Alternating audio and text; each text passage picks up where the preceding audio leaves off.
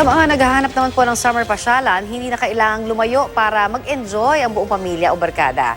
Pwedeng mag-bonding sa isang resort sa Batangas o di kaya'y mag-dive sa katakot-takot na bola sa isang atraksyon sa Makati City. Narito po ang report.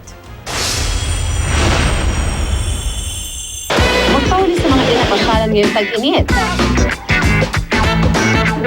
Ang pasyalang sumikat sa Amerika at England nasa Pinas na. In my hometown of New York, there was an art installation that was specifically a ball pit and where adults can play. Ang playground na ito ay for adults. Like a kid sa loob ng ball pit kung saan pwede kang magkatatalon, mag-dive at kung ano-ano pang gusto mong gawin.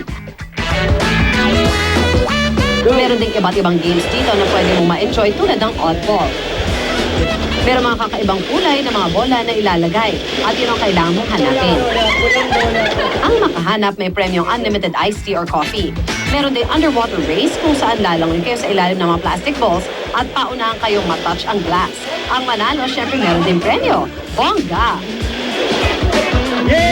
According din sa research namin, playing, kaya niya mag-relieve ng stress and it boosts more of your creativity.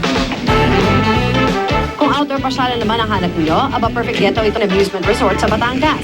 Ma-enjoy nyo dito ang zipline kung saan pwedeng isa o dalawa ang sakay. Isa naman sa bago atraksyon sa resort na ito, ang kanilang wall climbing na may 40 feet ang taas. Kung nature lover ka naman, hindi mo kailangan lumayo para sa isang bakasyong panalo. Dahil dito sa probinsya ng Rizal sa bayan ng Tanay, matatagpuan ang Tinipak Cave kung saan pwede ka mag-swimming. Ang Tinipak ay tumutukoy sa limestone at puting marbles na nabuo sa ilog.